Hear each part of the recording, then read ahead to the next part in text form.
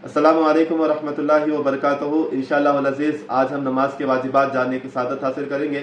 नमाज में कुल 14 वाजिबात है, आइए वह जानते हैं। पहला है क़िरात फ़ातिहा, दूसरा है क़िरात ज़म्मी सूरा, तीसरा है तअय्युन क़िरात दरअव्वलीन यानी फ़र्ज़ नमाजों में शुरू की 2 रकातों में सूरह फ़ातिहा के साथ ज़म्मी सूरा का पढ़ना। चौथा है क़िरात जहरी यानी फ़जर, मगरिब, इशा, नमाज जुमा, नमाज ईदैन, नमाज तरावी और रमज़ान में नमाज वितर में इन नमाजों में जो है बुलंद आवाज़ से क़िरात का करना।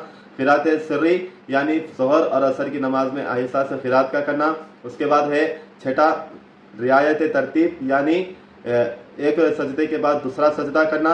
उसके बाद सातवां है तादिल अरकान यानी रुकू और सजदे में कम अज़ कम 1 मरतबा तस्बीह बोले उतनी देर हम रुकू में रहें। आठवां है क़ौमा रुकू के बाद खड़े होना। नौवां है जलसा दोनों सजदों के दरमियान का बैठना। 10वां क़ैदा उला यानी 4 रकात वाली नमाज में 3 रकात वाली नमाज में जो हम दूसरी रकात में जो क़ैदा में बैठते हैं वो क़ैदा उला कहलाता है। उसके बाद है 11वां तशहुद यानी तहियात का पढ़ना। 12वां है लफ्ज़ सलाम दर आखिर यानी जब हम सलाम फेरे तो हमारी ज़बान से जो है अस्सलामु अलैकुम व रहमतुल्लाह का अल्फाज निकलना।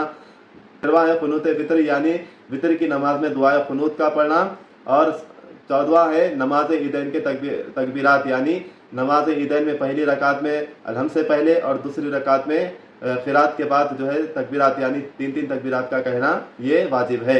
और ये मसला अच्छी तरह से याद रखें। किसी वाजिब को छोड़ देते हैं और दौरान नमाज हमें वो गलती याद आ जाती है तो हमें सजदे सहू हम पर लाजिम हो जाता है, सजदे सहू हमें करना चाहिए।